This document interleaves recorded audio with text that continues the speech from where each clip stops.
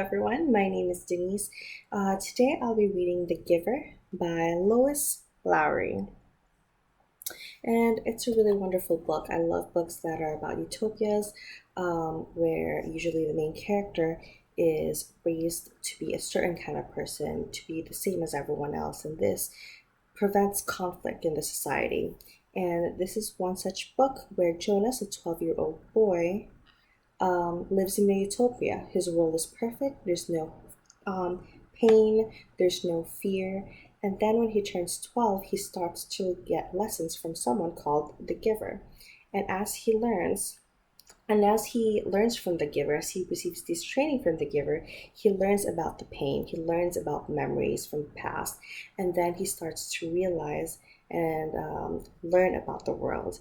And I hope that if you haven't read it before, you'll enjoy reading it with me. And if you have read it before, that you'll enjoy rereading it with me. So this is The Giver by Lois Lowry. Chapter 1.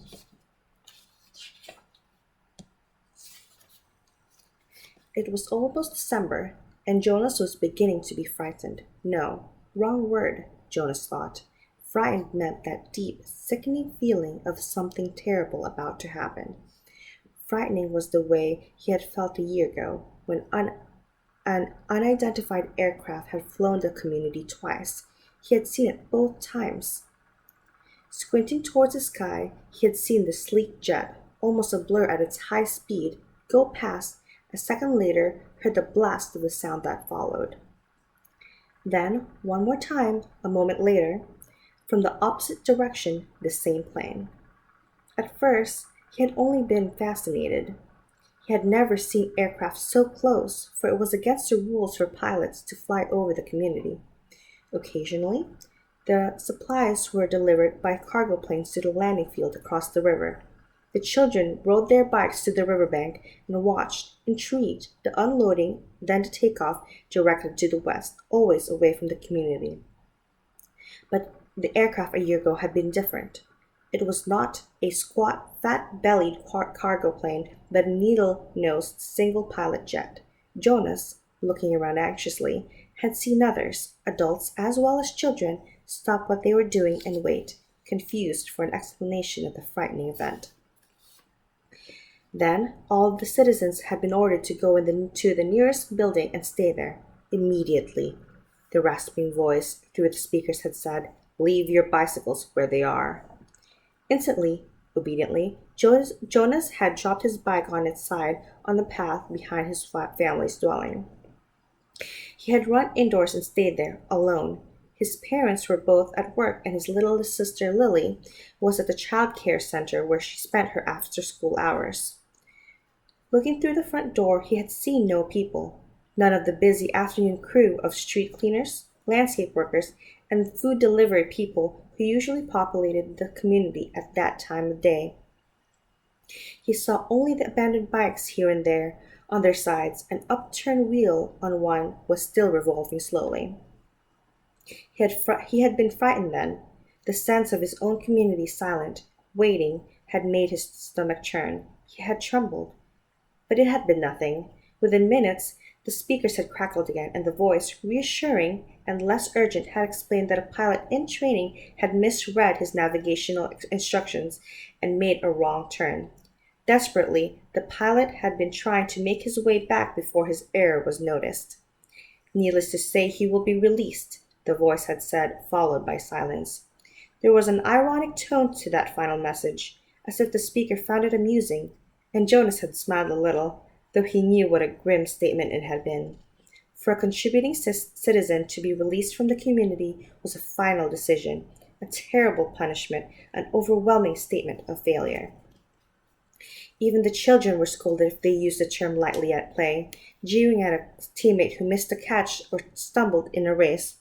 Jonas had done it once, had shouted at his best friend, "That's it, Asher, you're released," when Asher's clumsy error had lost a match for his team. He had been taken aside for a brief and serious talk by the coach, had hung his head with guilt and embarrassment, and apologized to Asher after the game. Now, thinking about the feeling of fear, as he paddled home along the river path, He remembered that moment of palpable, stomach-sinking terror when the aircraft had streaked above. It was not what he was feeling now with December approaching. He searched for the right word to describe his own feeling. Jonas was careful about language. Not like his friend Asher, who talked too fast and mixed things up, scrambling words and phrases until they were barely recognizable and often very funny. Jonas grinned, remembering the morning that Asher had dashed into the classroom, late as usual, arriving breathlessly in the middle of the chanting of the morning anthem. When the class took their seats at the conclusion of the patriotic hymn, Asher remained standing to make his public apology as was required. I apologize for the inconvenience to my learning community. Asher ran through the standard apology phrase rapidly, still catching his breath. The instructor and class waited patiently for his explanation. The students had all been grinning because they had listened to Asher's explanations so many times before. I left home at the correct time, but when I was riding along near the hatchery, the crew was separating some salmon. I guess I just got distraught watching them. I apologized to my classmates, Asher concluded. He smoothed his rumpled tunic and sat down. We accept your apology, Asher. The class recited the standard response in unison. Many of the students were biting their lips to keep from laughing.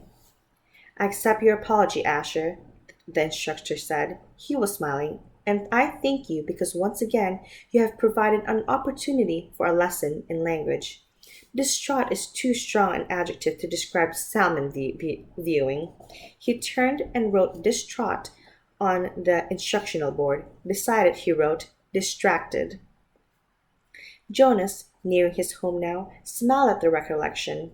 Thinking still, as he wheeled his bike into its narrow port beside the door, he realized that frightened was the wrong word to describe his feeling now that December was almost here.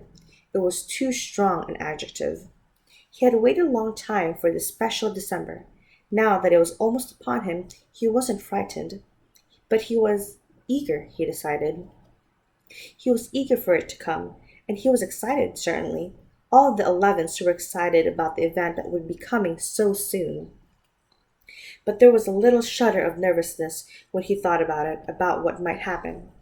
Apprehensive, Jonas decided. That's what I am. Who wants to be the first tonight, for feelings?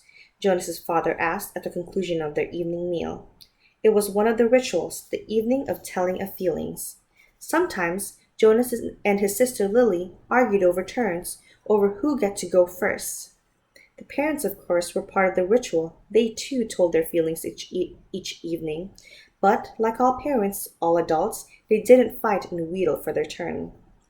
Not did Jonas, nor did Jonas tonight. His feelings were too complicated this evening. He wanted to share them, but he wasn't eager to begin the process of sifting through his own complicated emotions, even with the help that he knew his parents could give. You go, Lily, seeing his sister, who was much younger, only a 7, wiggling with impatience in her chair. I felt very angry this afternoon, Lily announced. My child care group was at the play area, and we had a visiting group of 7s, and they didn't obey the rules at all. One of them, a male, I don't know his name, kept going right to the front of the line for the slide, even though the rest of us were all waiting. I felt so angry at him. I made my hand into a fist like this. She held up a clenched fist, and the rest of the family smiled at her small, defiant gesture. Why do you think the visitors didn't obey the rules? Mother asked. Lily considered and shook her head. I don't know. They were acting like animals? Jonas suggested. He laughed. That's right, Lily said, laughing too. Like animals. Neither child knew what the word meant exactly, but it was often used to describe someone uneducated or clumsy, someone who didn't fit in. Where were the visitors from? Asked Father. Lily frowned, trying to remember. Our leader told us when he made the welcome speech, but I can't remember. I guess I wasn't paying attention. It was from another community. They had to leave very early, and they had their midday meal on the bus. Mother nodded. Do you think it's possible that their rules may be different? And so they simply didn't know what your play area rules were? Lily shrugged and nodded. I suppose. You visited other communities, haven't you? Jonas asked. My group has, often. Lily nodded again. When we were sixes, we went and shared the whole school day with a group of sixes in their community. How did you feel when you were there? Lily frowned. I felt strange because their methods were different. They were learning usages that my group hadn't learned yet, so we felt stupid. Father was listening with interest. I'm thinking, Lily, he said, about the boy who didn't obey the rules today. Do you think it's possible that he felt strange and stupid, being in a new place with rules that he didn't know about? Lily pondered that. Yes, she said finally. I feel a little sorry for him, Jonas said, even though I don't even know him. I feel sorry for anyone who is in a place where he feels strange and stupid. How do you feel now, Lily? Father asked. Still angry? I guess not, Lily decided. I guess I feel a little sorry for him. And sorry I made the fist, she grinned. Jonas smiled back at his sister. Lily's feelings were always straightforward, fairly simple, usually easy to resolve. He guessed that his own had been too when he was a seven. He listened politely, though not very attentively, while his father took his turn, describing a feeling of worry that he had that day at work, a concern about one of the new children who wasn't doing well. Jonas's father's title was nurturer. He and the other nurturers were responsible for all the physical and emotional needs of every new child during its earliest life. It was a very important job, Jonas knew, but it wasn't one that interested him much. What gender is it? Lily asked. Male, father said. He was a sweet little male with a lovely disposition. But he isn't growing as fast as he should, and he doesn't sleep soundly. We have him in extra care section for supplemental nurturing, but the committee's beginning to talk about releasing him. Oh no, mother murmured sympathetically. I know how sad that must make you feel. Jonas and Lily both nodded sympathetically as well. Release of new children was always sad, because they hadn't had a chance to enjoy life within the community yet, and they hadn't done anything wrong. There were only two occasions of release, which were not punishment. Release of the elderly, which was the time of celebration for a life well and fully lived, and a release of a new child, which always brought a sense of what could have been done. This was especially troubling for the nurturers, like father, who felt they had failed somehow, but it happened very rarely. Well, father said, I'm going to keep trying. I may ask the community for permission to bring him here at night if you don't mind. You know what the night crew nurturers are like. I think this little guy needs something extra. Of course, mother said, and Jonas and Lily nodded. They had heard father complain about the night crew before. It was a lesser job, night crew nurturing assigned to those who lacked the interest or skills or insight for the more vital jobs of the daytime hours. Most of the people on the night crew had not even been given spouses because they lacked, somehow, the essential capacity to connect to others, which was required for the creation of a family unit. Maybe we could even keep him, Lily suggested sweetly, trying to look innocent. The look was fake, Jonas knew. They all knew. Lily, mother reminded her, smiling. You know the rules. 2 children, 1 male, 1 female, to each family unit. It was written very, very clearly in the rules. Lily giggled. Well, she said, I thought maybe just this once. Next, mother, who held a prominent position at the Department of Justice, talked about her feelings. Today, a repeat offender had been brought before her, someone who had broken the rules before, someone who she had hoped had been adequately and fairly punished, and who had been restored to his place, to his job, his home, his family unit. To see him brought before her a second time caused her overwhelming feelings of frustration and anger, and even guilt that she hadn't made a difference in his life. I feel frightened too for him, she confessed. You know, there's no third chance. The rules say that if there's a third transgression, he simply has to be released. Jonas shivered. He knew it happened. There was even a boy in his group of 11s whose father had been released years before.